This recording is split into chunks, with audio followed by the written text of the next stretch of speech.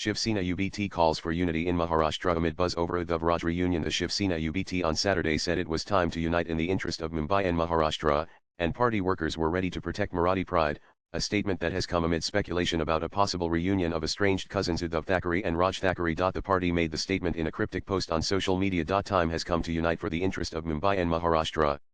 Shiv Sainiks are ready to protect Marathi Asmita pride, the Shiv Sena UBT said in a post on X. Last week, Raj Thackeray sparked speculation about a potential political rapprochement with his cousin and former Chief Minister Uddhav, noting their past differences are trivial and uniting for the greater good of Marathi Manus is not a difficult task. Swipe left for next video to this.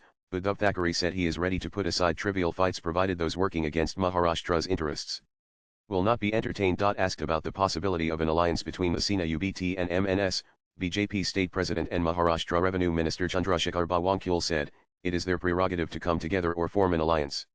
We have no problem." Latest blogs